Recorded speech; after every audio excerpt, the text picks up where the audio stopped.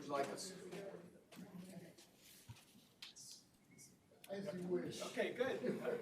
Got a nice Virginia class right behind us. That's right. That's right. Yeah, it's always like, we're like thinking, what do we put up here, you know? But this is the New London Ferry? That's or? right. Yeah, that's right. So you can see the.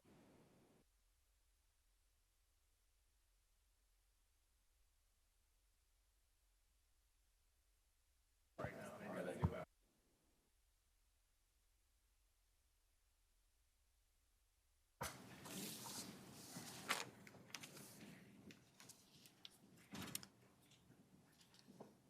Good afternoon and welcome. I want to thank our C-SPAN viewers and those who are joining us online for today's discussion at the Betsy and Walter Stern Conference Center here at Hudson Institute.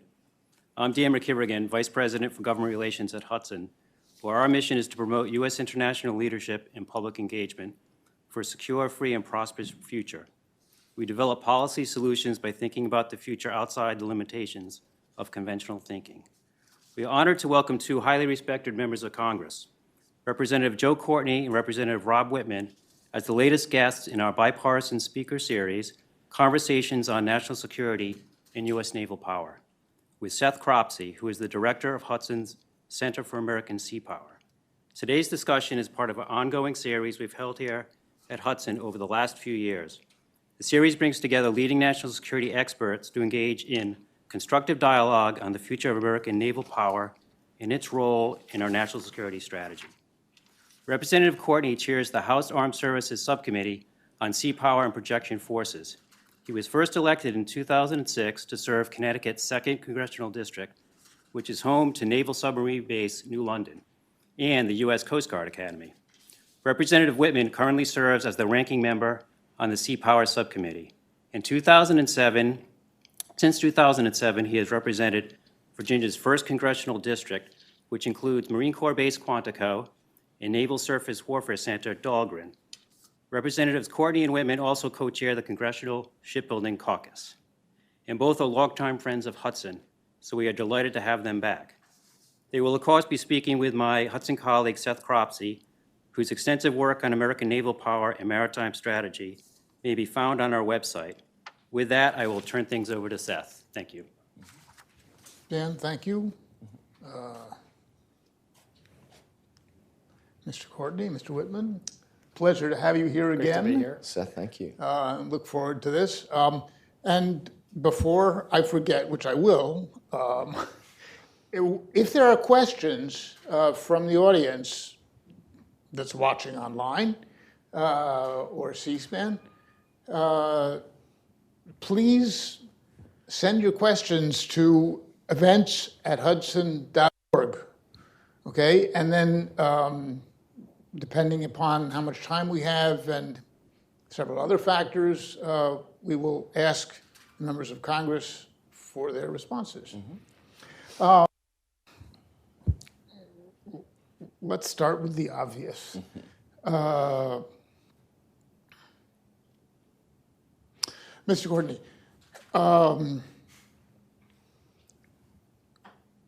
Admiral Mike McDevitt, retired naval officer, who is, I think it's safe to say, unsurpassed as an analyst of the Chinese Navy, wrote an article last month that said that the Chinese Navy will be larger than ours by 2035. The budget that the administration has proposed is going south, not north. I am not saying that capacity is the last word in naval competition, but it is an important one. So this is a question I want to address to both gentlemen. What's happening? Where are we going? What will you do? How concerned should we be? Great. Well, first of all, thank you, Seth, and to Dan and Hudson Institute for hosting this here today. And as Dan said, we've been frequent flyers, the two of us, at these events in the past, and really, again, appreciate the very sort of serious, thoughtful approach that the Institute takes to issues like this, which maybe aren't always on the front headlines, but are really significantly and profoundly important for our country. Being here with Rob, who we served together on the Seapower Committee during our entire time in Congress over the last 14 years, and again, it's it's not sort of bipartisanship that's sort of papering over some disagreements underneath. I mean, we really have worked together in just so many ways. So thank you for the invitation to be here today. So the Admiral McDivitt's comments, I think, actually are a snapshot in the immediate present. The fact of the matter is, to answer your question, should we be concerned? The underlying story behind the fleet size, and particularly in terms of what's happening with an emerging power in Asia like China, who is building almost a brand new fleet, is that the 293 ships that we have today, many of them are legacy platforms that really go back to the Cold War era.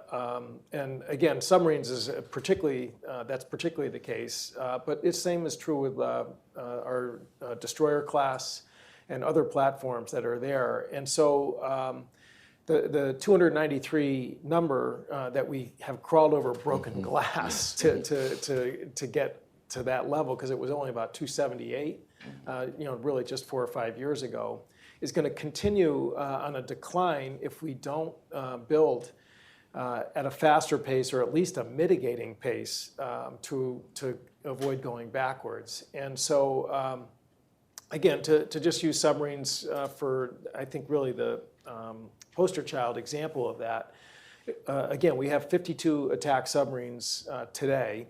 Again, the majority of those are the legacy Los Angeles class subs, which were built 30 plus years ago, most of them, and they are running out of hull life and reactor life. And because they were built at 3 or 4 per year in the late 80s and early 90s, they go, when they start to get decommissioned, they do it at a faster rate than our build rate. So it's really like almost an elementary school math question in terms of what's the net impact when you have those two sort of trends happening at the same time. And so the budget that came over in February, which proposes to only build one Virginia, and again, we had finally gotten out of the 1 a year build rate back in 2011. Again, that is not even keeping pace with the decommissioning rate, but at least it has mitigated, as I said, the decline in the fleet size. Building only one in the 2021 budget, again, if you project out, we are going to have a trough in our submarine fleet in the low 40s into the 2030s with that kind of a decision making. And there's just no, I think, strategy, tactical, model that you can use out there that just doesn't, scream out that this really puts the country at a huge disadvantage in terms of the Indo-Pacific region and the European command region, particularly in the Atlantic and high north areas there, because China is not the only one that's busy in terms of its naval activities. Putin is building a new class of Severodvinsk submarines, not at the same pace as China, but these are very highly capable platforms, and going to the briefings like Rob and I have, that is also a very busy part of the world right now in terms of maritime challenges. So this budget really is a problem, and certainly in our subcommittee, we are going to move heaven and earth to try and make sure that a decision like that is reversed. Well, first of all, I also want to thank Hudson Institute and Seth and Dan. Thank you all so much. And I want to thank my colleague, Joe Courtney, a true leader. And as he said, he and I have been shoulder to shoulder throughout our time in Congress to make sure that we're emphasizing the right direction for our nation's Navy, Marine Corps, and all of our projection assets in the Air Force. To build on what Joe has said, he's exactly right about submarines, the most requested asset in the United States inventory. It doesn't make sense that we are now going to accelerate the track of having fewer of those submarines instead of trying to get back to where we need to be with the total number of submarines. If you look at this year's budget projection, it really is a issue of contrast. In FY20, the budget request was based upon a Navy of 355 ships by 2033. And I asked Secretary Motley this year, I said, it seems like to me that with the FY21 request, that it's impossible to get to 355. And I'm glad that he took issue with me and said, no, it's not. It's do we have the will to do it? The problem is the President's budget does not in any way reflect that. The President's budget proposes to build 8 ships. 2 of those are tugboats, so essentially 6 warships. And then it retires 4 LCS. And remember, the youngest of those ships is only 6 years old. That doesn't make sense to me. 3 amphibious ships, and then 4 cruisers. So I'm not a mathematician, but that math doesn't work out to get to 355 anywhere in the 2030s if you're going to be retiring more ships than what you build. And then the problem, well, with all of this too, and this goes back to what Mr. Courtney and I fought over for years and years and years, and that is the place where the Navy needs to be, that is a total number of ships, is always projected to occur outside of the fight-up. And for me, it really is frustrating to say, well, you know, you can promise all kinds of great things out of the reality of funding and say we're going to build all these ships in the future. Now is the time. The Chinese naval capacity and capability is growing. If you look at the new Shandong class of aircraft carrier that they're building, the newest of their cruisers that was commissioned, that is a doggone capable surface ship. So it's not just going to be quantity, it's going to be quantity also. Or excuse me, quantity, it's also going to be quality. So it ought to be concerning to all of us. And this is not the Cold War scenario. This is not where we're just looking at a single adversary, so we just have to worry about Russia. This is Russia, and while not as many ships, some extraordinarily capable ships. China with a growing Navy, and then our other adversaries that are out there that bring other strategic challenges, North Korea and Iran. So when you combine all of those together, and the ability for us to project power around the world, the ability for us to play the away game, is the ability for us to deter conflict. If we allow our United States military presence to weaken, that I think provides an opportunity for other nations to say, hey, here's our time to go after the United States. If we look through history, the times of major conflict have always been when near-peer adversaries believe there's a vulnerability that they can exploit. The last thing we want is to be on a track with a smaller Navy where other nations are on track for larger navies, because I believe that exacerbates the strategic balance between the nations, and when there's a strategic imbalance, I believe that puts the world in a less safe place. I'd like to throw a question again for both of you, because I find when I go around the country and talk with groups of people about this, a lot of confusion about why do we need a Navy after all? I mean, we're doing just fine, aren't we? I don't get the sense that there is the same understanding of the United States as a maritime power today that I read about, excuse me, when I look at accounts of the beginning of the Cold War, where it was clearly understood. Is that your sense also? And for our audience, could you shed a little light, both of you, on why is this an important subject? Why does it matter? So, I mean, in some ways, I think, you know, the lack of focus on maritime policy as a priority for the country is partly because our maritime policy is a victim of its own success. I mean, really, since the end of World War II, you know, we have really had, I think, a very successful, you know, maritime plan in terms of protecting, you know, maritime rights of, you know, international law and, you know, traffic of commercial ships, and people just, I think, have gotten to the point where they just sort of assume that's just the natural order of things. You know, for people who are following things a little bit closer, actually, it's not the natural order of things right now. I mean, if you look at China's assertion of its maritime policies, the 9-dash line, which the Philippines challenged in the UN, and The 9-dash line is the area claimed by China, which the rest of the world recognizes as international waters, but China says is its sovereign waters. Correct. Thank you. I should have explained that better, but and that was perfect. And again, we're not talking, is it a 12-mile, or 20-mile? We're talking hundreds of miles of claims, and what that does in terms of access to drilling rights, rare earth minerals on the seabed, and all that. I mean, it's a very dangerous sort of assertion of that violates international law. Again, the UN actually chastised or struck down China's claim in the Hague, which clearly shows that something's going on here that really is outside of the norms of the last 70 plus years since the end of World War II. Same thing, frankly,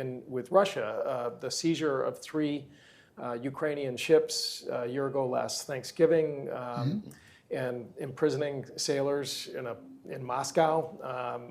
Again, total blatant violation of maritime law. Those ships were in international waters. Again, UN totally ruled against Russia's claim that they somehow had a right to do that at the Sea of Azov. The fact is that, and again, it's a story for 24 hours in terms of just everything else that's competing with it right now. But the fact of the matter is that it will have a real life impact in terms of international trade.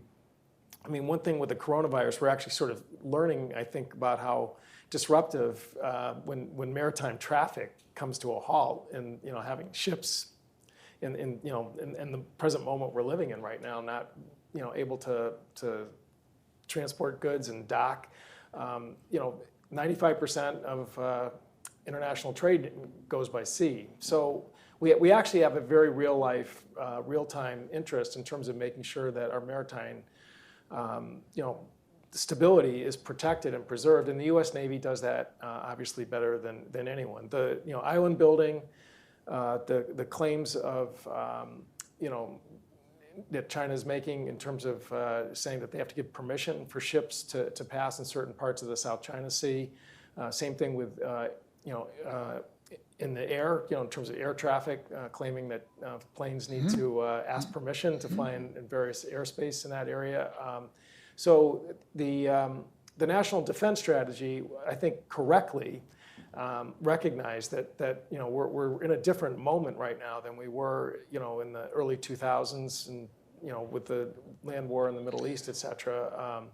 And frankly, as Rob said, the Navy is instrumental in terms of really restoring international norms that, again, have been so successful in terms of global economic growth. So I don't want to put words in your mouth, but playing off what Mr. Courtney said, our economy really depends in an important way. I mean, could you talk about that a little bit? Sure. I mean, it's not just ship against ship, and this navy is bigger than that navy, but they do something. These navies do something, and they. Yeah, I don't want to answer my own. No. Well, you're exactly right. United States economic success, both today and in the long term, depends on its strategic success. Its strategic success will also focus on freedom of the seas. Freedom of the seas. So we want to make sure that freedom of the seas exists everywhere. The way we do that is through a strong United States Navy. So if these incidents that Joe pointed out happen, we have presence there to be able to dissuade bad actors from doing those things in the future. If not, if those nations do those things and they feel that they can get away with it, then it endangers not just the U.S. economy, but it endangers the economy around the world. The key, I think, for the United States and for the general public is, how do we understand what we need to do? And many times that's difficult because people's mindset is about what happened from the 1980s to present. Over the past 50 years, we've had a recapitalization and a regrowth of our United States Navy. And people have heard that, and they see these ships, they hear about the capacity of these ships, and they believe somehow that just has stayed on autopilot through the years and that good things continue to happen. The difficulty today is communicating to them that many of those ships that are now aging out, whether it's the aircraft carriers or nuclear submarines, were great assets in the inventory, but they do eventually run out of fuel or run out of the ability to function properly. And we are at one of those tipping points where we'll have to recapitalize in order to have the naval assets to assure our economic success in the future. And without those, we will not be able to, especially in a world where everything depends on interrelationships with other countries, and most of the transactions take place at sea. If you don't have that, then we're going to be at the mercy of those nations that don't have our best interest in mind. So a strong United States Navy assures our economic success, but it also ensures, too, that there is a strong effort to dissuade bad actors from coming in and doing things that they shouldn't do. And even though there may be treaties that should prevent that, many times those nations will be opportunistic if they believe that they can get away with it.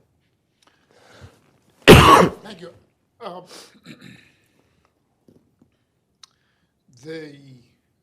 To get a little bit dialed down a little bit here, the Navy's talking about a $4 billion decrement for the coming fiscal year. Assuming success on Congress's part in restoring the second Virginia-class attack submarine. And by the way, one of the reasons that attack submarines are so important is because they're hard to see. Yeah. So there's, as long as they remain stealthy, especially in an area like the South China Sea, which is covered by missiles and naval aviation, they're extremely important assets to the United States. But what about the other $2 billion? What are both of you gentlemen thinking about what happens with them? How would that be, if the money can be restored, how should that be spent? So you're right. I mean, if you look at last year's 2020 budget, which Rob referred to, it was about $23 billion, which was signed into law in December, and the one that came out in February was $19 billion. Again, just because sometimes we're still sort of got the hangover of sequestration, there was no sequestration-driven, logic that forced that cut of 20%. So, more than subs are going to sort of take the hit on this. So Sealift, which is another one of these really sort of overlooked parts of our fleet and our maritime policy, is another sort of legacy,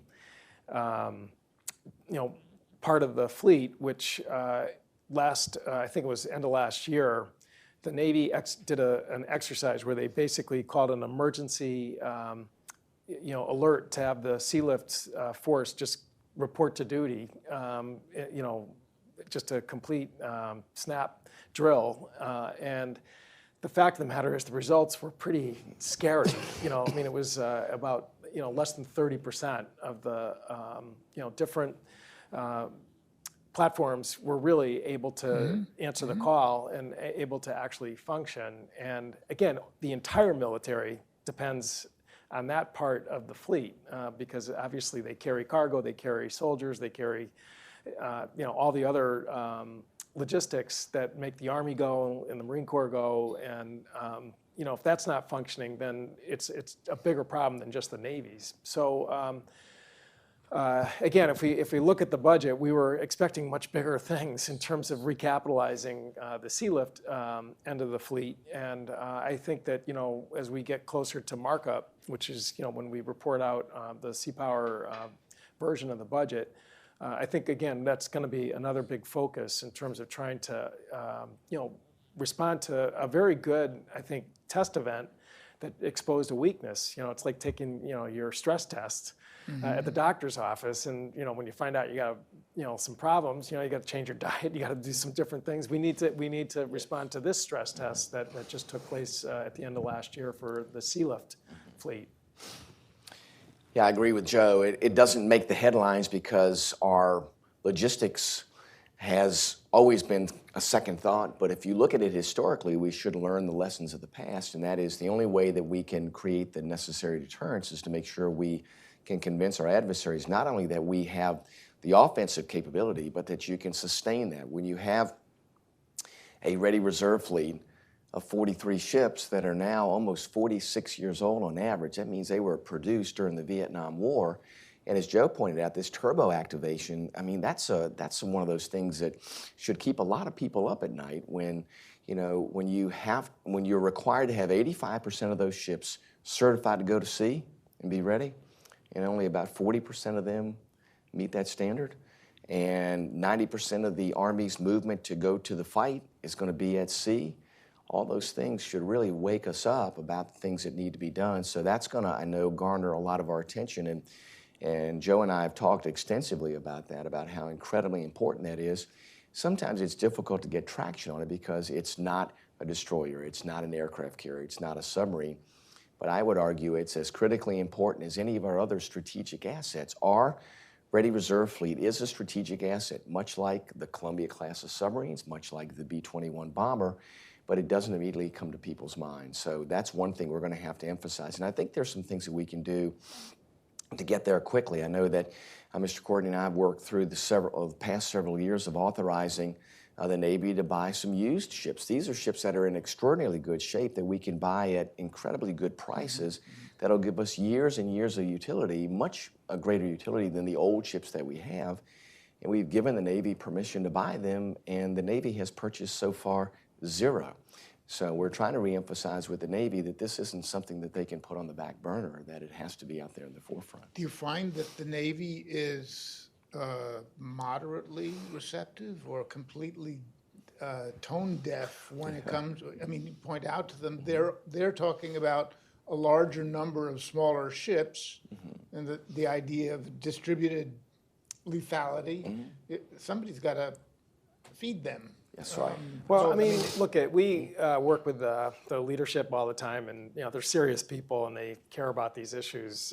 But you know, I think part of the frustration this year is that, as Rob said, you know, we get we get the 1-year budget, and then we get the 5-year plan, the fit up, as he mentioned earlier, and then we get the 30-year shipbuilding plan, which is, you know, required by law. And again, that can get a little fuzzy, you know, particularly in the out years. But the fact is, you know, all of these you know, investment decisions by the taxpayer, you know, they're not really 1 year or, you know, short-term results. I mean, shipbuilding just takes longer, you know, and so you really do need to have these sort of, you know, increments of vision in terms of just, you know, whether you're really making the right investments. And we thought we were on a pretty good course in the 2020 budget in terms of getting to a 350 ship Navy, and some good report language in terms of, you know, again, a whole variety of different issues, the DDG, service life extension, you know, getting some of those hulls extended out a little bit further.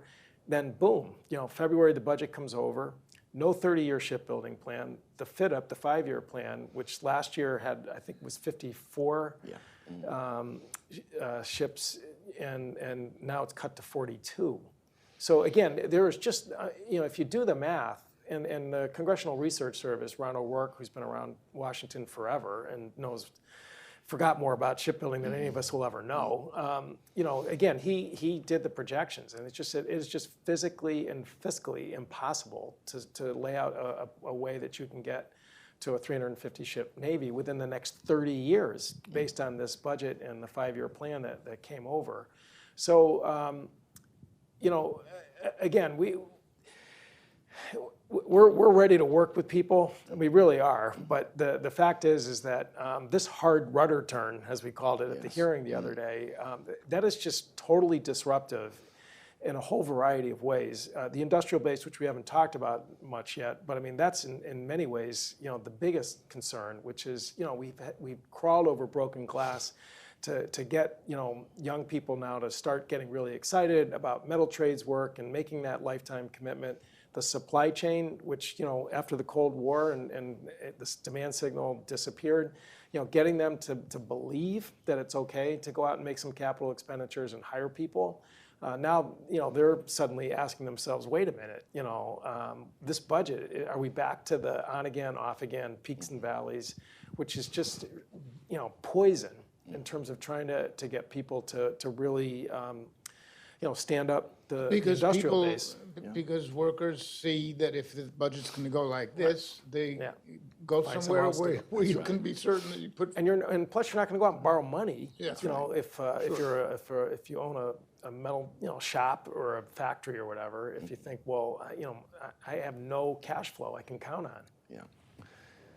And I think there needs to be, too, an emphasis at every level within the executive branch.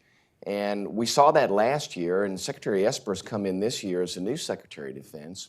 And a lot of us have gone to talk to him to say, you really have to emphasize the rebuilding of the Navy. And to his credit, he's listened, and I think he understands the importance of submarines and aircraft carriers and a naval presence. So what he wants to do is to take some time to determine, what direction is the Navy going to take? How do we make sure we have the right combination of ships? And he's talked about unmanned and lightly manned platforms as being part of that, and I think that's incredibly important. But also, how do we count those ships? How do we make sure that we're not overcounting ships that may not have the full utility of what's necessary to have the capability to do the things we need to do? And the number is a great metric, but the number by itself doesn't really inform where we need to go. The Secretary is saying, hey, I want to get the 30-year shipbuilding plan. He's charged the DepSecDef, the Deputy Secretary of Defense, to look at that and determine, do we have it right, or is this going to be the right path forward? The difficulty with that for us, I applaud the Secretary Esper to make sure he gets it right and that OSD gets it right. The problem for us is that 30-year shipbuilding plan is what we need to inform the authorization, that's the National Defense Authorization Act, and the appropriation. So not getting that in time puts all of that off a year, because it's now very difficult for Mr. Courtney and myself to go to our leadership and said, hey, we need these things. If we can't go to them and give them that, then what they say is, well, if the Navy doesn't know if they want it, then how are we going to go to bat in the budget to be able to put it in there? So that creates its own situation of circumstances. Let me just return for a moment to the discussion of kinds of vessels. We talked about logistics a little bit. We haven't talked about amphibious. But if we're looking at the South China Sea or the Indo-Pacific generally, I should say the Indo-Pacific generally. As Americans, we ought to know that amphibious forces can be very important, not only the Marines, but the Army. Are we properly sourced for that? Do we have the vessels? Do we have the ships that we need? Are we sort of moving in a direction that that the Commandant of the Marine Corps has indicated in his vision of where to take the Marine Corps? So you're right, General Berger, who's just one of the most impressive new leaders there, a real thinker, I think is determined to sort of get the Marines back to their roots in terms of being, an expeditionary force, and obviously, amphibious ships are, totally, within the wheelhouse of that type of military force, and so. So I do think that, that obviously is another part of why I think we need to have a little more from the Pentagon in terms of where are you going here, because you're right, Seth. I mean, when you look at the Indo-Pacific region, I mean, we know this from World War II, and it's just that from a map. Right, and we talked to our allies in Australia. I mean, their land forces now are almost exclusively expeditionary. So obviously, in terms of, China's posture there, which is definitely alarming our allies there. We I think obviously have to have a pretty clear picture for ourselves and for them, for our allies. Just in terms of just what is the Marine Corps in the 21st century going to look like in that part of the world, and obviously having this sort of just waiting game that we're in right now in terms of getting the plan, from the Secretary's office is just it's just again creates a lot of challenges in terms of trying to get a budget that makes sense. Yeah. But as far as your own thinking, with that $2 billion surplus, were it to be restored, would building amphibious capacity be part of that, or do you see other issues as higher priority? No, listen, I think amphibious capacity is an incredibly important part of that. I think what General Berger is pointing out through the planning guidance is, how do we have the right complement of ships? How do we make sure that we are building the right ships, not for today, but for the future? And what he's asking is a look at all the legacy systems in the Marine Corps and saying, should we be redirecting resources to make sure we have what's necessary? Smaller ships, ships with more flexibility, ships that can move Marines to different places. I think those are exactly the questions that need to be asked. So I do think that we need more amphibious ship capacity. We want to make sure we have the right capacity. Another element of this whole question about shipbuilding is the unmanned component. You know, the Navy has requested a significant amount of resources to go down the road of unmanned. And it was interesting, Secretary Esper's response when asked about unmanned. He says, well, I envision unmanned and lightly manned. And I think he gets it, because if we look in the past as new systems are implemented, sometimes there's been too fast a pace in implementing new systems. And if you look at unmanned systems, if you look at what they can do by themselves, they're pretty capable. But the question then becomes, how do you integrate them into the fleet? How do you clearly define their role? What can they do? What can't they do? And you have to go through a number of machinations on that to discover what works and what doesn't work. And you have to have some failures. My concern is, and I know, and I'm sure Joe shares this, is that, you know, we want to make sure we go down the road of unmanned, but we don't want to go so fast that we build a bunch of ships and then Navy says, oh, by the way, not quite the right combination, so we're going to retire those. I mean, we're already seeing that right now with LCS, which we were told years ago, hey, LCS is it, this modular ship, new platforms, this is going to be it.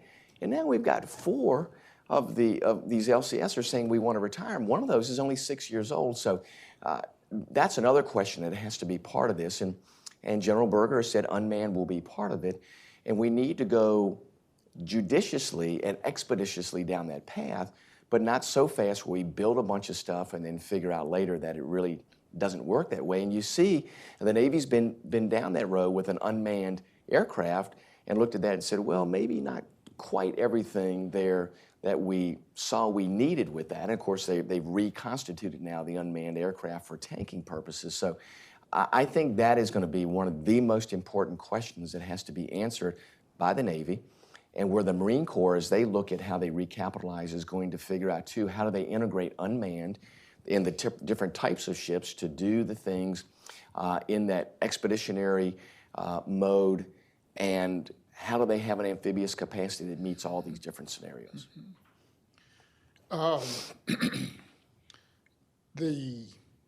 What's been the acronym that we have not used so far is force structure assessment.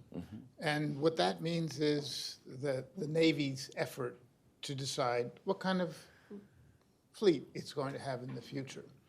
Are you satisfied that, and you just mentioned, and both of you have mentioned either directly or by implication, the importance of kind of thinking it through. It appears to me that thinking it through means having some idea of a strategy. If you have an idea, some idea of a strategy, then it's easier to figure out what kinds of ships are needed to execute that strategy. If you're just taking a list from INDOPACOM and EUCOM and, you know, all the combatant commanders, that's a list, but is it a strategy? And if it's not, what should the Navy be doing? Are you satisfied that they're doing that? I mean, I'll leave it at that. So, I mean, I strongly believe, and I'm sure Rob does too, strategy should drive decision-making when you're putting together a defense budget. And the force structure assessment, which is a good exercise that the Navy goes through, you know, periodically, I think is a healthy thing in terms of just making sure that it is aligned with what is the agreed upon strategy for the country. The last one was 2016, right at the tail end of the Obama administration, start of the Trump administration. And I think that 355 ships, the force, the fleet architecture, was, as Rob said, the sub component had the biggest delta, the biggest shortfall in terms of what they identified. They said we needed a fleet of 66 attack submarines, and it went down the list that's there. There's no question that it's probably time now to have a revisit to that. The National Defense Strategy was released in 2018.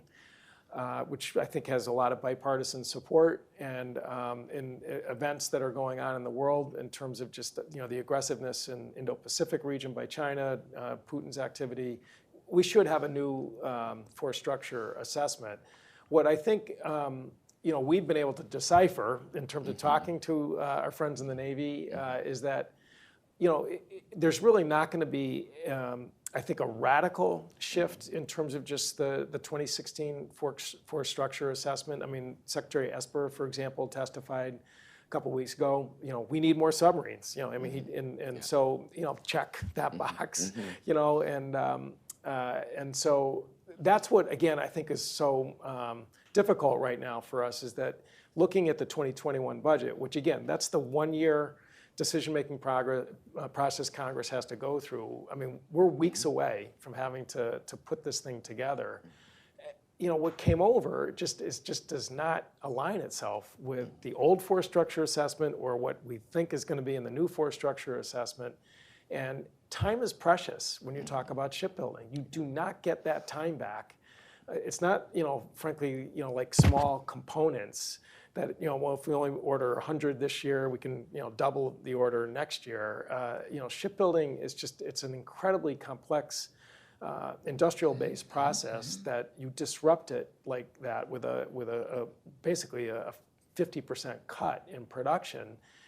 You don't recover that. And actually Secretary Gertz, Undersecretary Gertz testified to that at the end of last week, which he basically said, he said, if you don't restore that sub this year in 2021, trying to buy that sub, 3 or 4 years out, it's going to cost a fortune, and it's going to really disrupt other parts of the industrial base that are very focused on the Columbia class program, which is the recapitalization, another recap of the ballistic submarine force. So again, can't wait to see the force structure assessment. I think it's, we're all curious and really, but that's sort of a long-term sort of guide in terms of, where Congress is got to go. And what, again, we're trying to figure out is how do we, in the short term, get this budget put together in a way that allows us to implement a new force structure assessment or at least keep on track with the old one.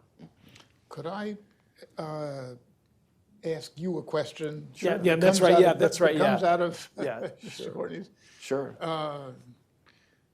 The Columbia class, the replacement for the ballistic missile submarines that are aging and will have to be taken out of the force is expensive. Yes. There have been some efforts to try to defray that cost or at least decrease it. Where is this going to go? Is the Navy going to be required to take it out of the shipbuilding accounts? And is this going to mean further issues with general purpose forces? Or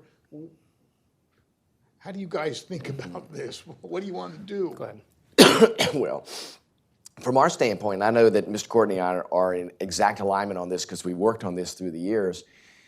You cannot expect the Navy to build a fleet in the numbers and the types of ships that it needs to if you are going to, as Columbia class gets up to full production rate and full funding, funded out of the SCN account, better known as the shipbuilding account. The Ohio class submarine was funded out of the National Sea-Based Deterrence Fund because we know that that part of the triad is a strategic asset and a strategic mission. While the Navy operates it, it is a strategic mission. If you're going to take that ship and put it into the shipbuilding budget, especially if you go now down to the shipbuilding budget that's been requested, there is no way that you're ever going to be able to build the other ships. And you see what happens when you're having to take a Virginia-class ship out, or you're taking destroyers out. You'll never get to the 355 ship Navy. This submarine, I think, must be funded as a national strategic asset, just like Ohio class was. If you can do that, then you can kind of get it out of the fray within the Navy budget and then have some dollars there necessary to sustain the SCN account. Because if not, every year, the SCN account is going to be at the mercy of what happens within the top line of the defense budget. Instead of saying, no, the money's going to be set aside, it'll automatically be there, it'll be budgeted there separately as an entity. I think that's the way it has to go. I know that Mr. Courtney has fought the battle to get that in there. That function is there. We actually also, after a lot of pushing and pulling, got the appropriators to go there to put some money into it, because you can have the fund there, but if there's no money into it. So we've done all the heavy lifting to get it where it needs to be. The administration now needs to use it. Now, it will be a challenge for us, because Secretary Esper, when asked about that, says, no, I think that Columbia class is a Navy asset. They have to fund it. I think that B-21 is an Air Force asset. They're going to have to fund it. And then I logically asked him there, I said, well, isn't Sealift a national asset? So if that's the case, shouldn't the Army have to come in and fund Sealift? And then it's funny how we get the answers about, well, yeah, we need those ships, but, and when you ask General McConville or Secretary McCarthy, it's like, yeah, we need those ships, but. So there has to be a consistency there in how we are funding these critically important assets, especially for the triad, and to look at how do we do that in the least disruptive way to the SCN account. And if you don't, you're going to have uncertainty every year in the SCN account. And if you have uncertainty, you will not get the recapitalization in the industry. You will not get the necessary skill set, as Joe has pointed out. He's done a tremendous amount just in his region to get students interested, to get schools that are putting on these career and technical education plans for shipbuilding skills. That's taken a number of years. So all those pieces of the puzzle don't come together unless you create that certainty in the shipbuilding budget, and the certainty won't be there if now you're going to expect to fund, a ballistic missile submarine that's going to be, $7+ billion in construction cost. I mean, you look at the budget the way it is now. If you drop that in there at the full rate of production and full purchase of those ships, you can't sustain it. Period. Do you think that there is a question, Mr. Courtney? Do you think that there is? How do your colleagues feel about this? About especially on the appropriation side, there's been a little bit of money appropriated, but not 7 billion times 12. Right. So. Yeah. So again, there's precedent for Congress setting up a separate account for very unique acquisition, where it's something that, again, as Rob said, provides a benefit to all branches of the military, and that. And again, we created the National Sealift Fund back in the 1990s when, again, we were in a similar sort of problem there. And again, so that took it out of the shipbuilding account, and that took that pressure off, the rest of the shipbuilding plan. We did have a floor fight a couple of years ago in terms of creating this separate fund for the Columbia class. Again, the legal title is the National Sea-Based Deterrence Fund. But again, we made the same arguments, which is that this is a one-mission platform. It basically is the country's insurance policy. It provides a second strike capability if, God forbid, there was an attack on the U.S. They obviously, because they operate undersea, they're not detectable. So it provides a benefit that far surpasses the regular sort of operations of the Navy. By the way, the captains who drive those submarines, they report to Strategic Command. They don't report to the Navy. I mean, which again just sort of reinforces Rob's point that this is really not your sort of typical Navy ship or submarine. Again, construction starts at the end of this year. Again, this thing has been in the works in terms of design for many years to come. Good news, by the way, is design completion will be at 83% when they cut the first steel on the first boat. That is unprecedented. That's a really good thing in terms of debugging the construction process and making it work better. And again, it will be very intense through the 2030s, and then it will come to an end. And those ships will be on patrol till the 2080s. So again, this is like a multi-generational hit. on the budget that, is very intense for a short, a decade or so, and then it goes away. And the question, as Rob said, is just, do you let it suffocate, the rest of the budget by plunking it on top of the rest of shipbuilding? We think very obviously passionately that it really should be treated as a national strategic asset, and because it carries about 70% of the nuclear deterrence payload, far more than the Air Force or the ground-based systems that are there. So when you look at the proportionality of just the burden that the Navy carries, with paying for this out of its budget, when it provides so much, broader benefit to the rest of the Pentagon and the country, I think a very strong case should be made that, as I said, it shouldn't suffocate the rest of the Navy shipbuilding plan. Absolutely. We've got questions. We have questions, but we don't have time. So we'll instead of asking you both the same question, Right. let's just go back. Sure, and round forth. robin. Okay. This is a question from our watching audience here. With the Navy promising to cancel service life extensions to the Arleigh Burke, combined with the 5 destroyers that were cut from the FY21 budget, Navy will have 32 fewer destroyers by 34. Is that a policy that you support? And given the financial constraints from the Navy, that the Navy's living under, what are the options? Well, our DDG-51s are incredibly important, and doing the upgrades, especially on the Flight 2s, are important. There's still a lot of utility and life left in Flight 1s. There's some upgrades that they can do there and bring the Aegis baseline systems up, put some more capable radars on those ships. I think that those things need to stay on track. Looking at slowing down the rate of production on Flight 3s doesn't get us to where we need to be, especially in light of retiring 4 CGs. If you're going to take those cruisers out, and remember those cruisers are both either part of the Carrier Strike Group mission or the Ballistic Missile Defense mission. If you're going to take those out, my counter to that is, what are you going to do then to be able to replace them at some fairly fast pace with DDG-51? So if you're going south on upfitting older DDGs, you're retiring CGs, and then you are, as you go forward, not building as many or at as quick a pace the Flight 3 DDGs, then again, that's one of those situations where you're going much further away from the 355 ships and the components that you need for both those critical missions, BMD and Carrier Strike Group. Well, let me speak for the unknown questioner here and Yes. ask you as a follow-up just to that.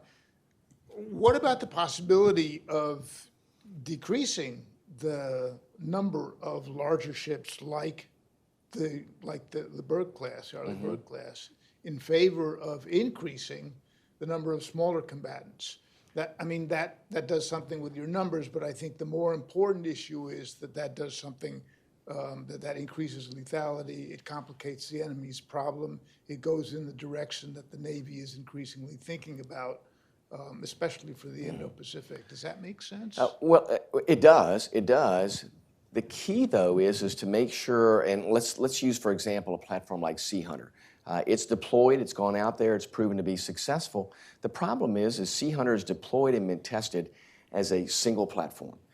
So the question becomes, what will its role be and how effective can it be integrating into a Carrier Strike Group or integrating into the BMD mission or being an ancillary part of a destroyer squadron? None of those questions have been answered yet, so the only way that you know that is to implement that, put it in place, and figure out what does it do well, what doesn't it do well, and then from that particular standpoint, then you can ramp up production. My concern is that if you replace a DDG-51 Flight 3 that we know is an extraordinarily capable ship, or even a modernization of a Flight 1, and say we're going to replace that with an unmanned platform, you really have no idea at this particular point how useful that's going to be integrating into these missions in the fleet. Now, I would argue this, that let's build a number of those, let's integrate them in, let's figure out what works and what doesn't work, and then at some future date, you can ramp up production there. and get a significant amount of capability and capacity, but don't do it too soon to where you waste resources and say, well, these ships haven't quite worked out the way we're going to do. We're going to retire these, because we see that with LCS, and it really takes away from the effort necessary to build the fleet that we need for the future. And if the LCS had been built within a couple of years of when its idea was conceived, things would be a completely different picture. That's right. But it takes 20 years. I mean, It does, and then the ship was built, and the mission modules still aren't available to go on the ship. So again, it was one of those things where timing is everything here, and timing is going to be everything on these platforms. And listen, Secretary Esper said, and I think he's right. He says maybe we start with these platforms as lightly manned. You know, put a few personnel on board, figure out what they can do, what they can't do, and then ramp up from there. And that way you're getting maximum utility out of your money and operational efficiency of those platforms. a lesson that might have been learned from the LCS. Yes. Okay, so another question here of Mr. Courtney. Again, from a viewer. If spread over 2 years, an increase of $19.6 billion for the currently unfunded priorities in DoD spending is, says the viewer, 1/480th of the current proposed federal budget, $4.8 trillion. Why not increase defense over 2 years by that much and reduce funding elsewhere, such as, suggestions, $500 million for public broadcasting, $500 million for international family planning, or some small percentage of the $150 billion in annual fraud GAO found in Medicaid and Medicare, so on and so forth. Yeah. So, So again, as I said at the beginning, you know, the one sort of different environment we're operating in is that the Budget Control Act now is just a thing of the past. I mean, it's in the rearview mirror, and the agreement that was passed by Congress in the early fall, I think, of last year, when we again struck the last 2 years of the budget caps, was that we set the defense and non-defense discretionary spending accounts with you know, new numbers, and there was about a 1 to 2% increase for defense, a little bit more on the non-defense side. Although again, you started with a lower baseline there. But you know, the bottom line is that you know, we go into this the 2021 budget cycle without, you know, these like draconian cuts that we were staring at for 10 years as the Budget Control Act was in operation. So again, if you look at that top line that was negotiated, which again was an increase from 2020, and then you look at a 20% cut in shipbuilding, I mean, that's what I think really is so jarring to us, is that, you know, this is not being driven by the top line, which again is sort of implied in the question that you posed there. There was obviously decisions made to put money elsewhere in other parts of the defense budget, and that really is something that, again, our staff and the Appropriations Committee staff are really scrubbing as hard as possible. And frankly, you know, I think there are some promising signs that we're going to find ways to ameliorate that drastic cut, which again is just not aligned with the budget control agreement that took place last fall. okay. We have time for more questions, but you gentlemen have jobs to do, so Right. I'll ask one, and if Sure. you want, we can proceed, but up to you guys. I can do one more. How's that? Yeah. Is All that right. okay? I'll Okay, do yeah, one. yeah. I'll All do right, one, one yes, each. yeah. This question here is channeling former Secretary of Defense, the late Secretary of Defense, Caspar Weinberger. And the sum of it is this. He says, if priorities will not be funded at the level that you think is required, then what are the security requirements the Congress and the administration should give up? Weinberger used to say this all the time when he would appear before the Senate and the House Armed Services Committee. He said, you want a smaller budget? Okay, fine. What do you want me to give up? So this person is asking basically the same question. So, I mean, it's a great question because, as I said earlier, strategy really should drive the fundamental decisions. And I think that, you know, really, the NDS that came out in 2018 correctly identified the fact that, looking out in terms of what's going on in the world right now, I mean, our near-peer competitors are really, I think, are the biggest sort of, concern that we have to be focused on. And, Iran and North Korea were listed in the National Defense Strategy as well. But and North Korea in some ways is sort of part of the whole Indo-Pacific sort of effort that's out there right now. Look at the Middle East, which has really been a drain on the Navy over the years. I mean, we had augmentees, serving in Iran. I remember that we had a submariner in Groton, Connecticut, who was describing, being a prison guard in Abu Ghraib. Mm-hmm. But the Navy stood up and helped and participated. And shipbuilding, part of the reason we've got this sort of legacy trough that we're sort of fighting our way through is because shipbuilding was a bill payer, back in the early 2000s as well. I mean, if you look at the number of new ships, from like 2001 up until, really 2010 or 11, when finally we started to see an uptick in terms of, new contracts that were authorized and appropriated. There's no question that part of the world was a big, driver in terms of why those decisions were made. And so, look, we're all hoping that something's going to come together and with the peace negotiations in Afghanistan, and that we're going to figure out a way to divest to some degree the spending. And this is just Joe Courtney talking here. This isn't the Seapower Committee talking here, but. At some point, either we're really serious about the great power competition or we're not, in terms of where our budget needs to be prioritized. And so, having said that, I think our goal is still to balance as much as we possibly can to make sure that, those efforts over there in the Middle East in terms of deterrence, as far as, the different threats that exist there are dealt with. But, certainly at some point, I think, air and sea, I think are instrumental in terms of just really a serious implementation of the National Defense Strategy. Good. That leads perfectly to the final question. Given what Mr. Courtney just said, and given what the two of you, it must be some kind of a relief for our viewing audience to see, get along and agree on the basics so well. Should we be thinking about things that have really been off the table since the Eisenhower administration? What I'm referring to, I think the viewer is referring to specifically, is a significant movement of resources from one service to another. I would call it a strategic transfer of resources from one service to another, not as something that goes on indefinitely, but in order to meet the current contingencies and the ones that we can expect in the future.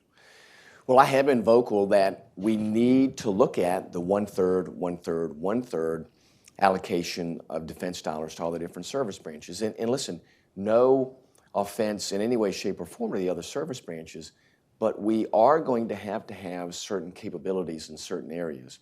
And we're going to need some of those at a faster pace than in other areas. A great example is, listen, you can have the greatest brigade combat teams in the world. You can have the greatest striker brigades in the world. But if they can't get to the fight because we don't have a robust ready reserve fleet, then that's pretty short-sighted. So that's why I think in those situations you need to say, in order to get the right mix of assets, doing it straight one-third, is not letting the strategy drive the budget, it's letting budget drive the strategy. And then if you're underfunding the capacity and capability that you need to rebuild, and you won't have it when you need it, that creates a strategic vulnerability. So yes, I do think that you have to ask those questions. I do think that you can be overly parochial in looking at how to fund the defense budget.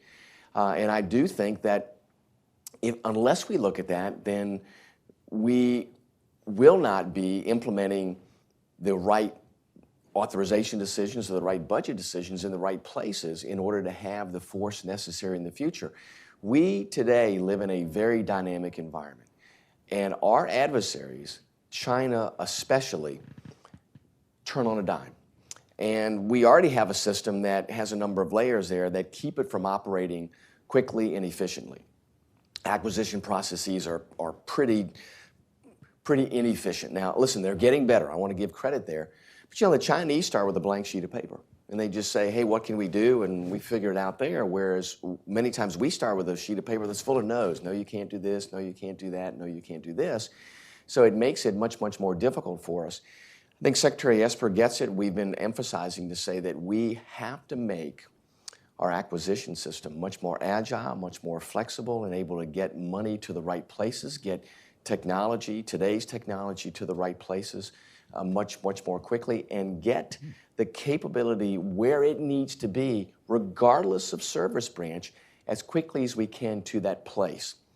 And that only means not fixing the acquisition system, but also looking very critically at where do the resources go. And if we're only going to have this level of increase in top line, then you're going to have to ask, okay, within that realm, and Joe pointed that out, within that realm of the top line budget, then how do we make sure we get those dollars strategically to the best places for this nation? Well, this has been a very interesting discussion, and I hope and expect that with your agreement that we'll continue it in the future. Yes, Yeah. yes. And thank you very much, both of you, for coming today and taking the questions from the audience and out there and the audience in here. Right. And good luck. Great. Well, Thanks, Seth, thank you, and thank you to Hudson Institute. Thank you. Thank you. Great.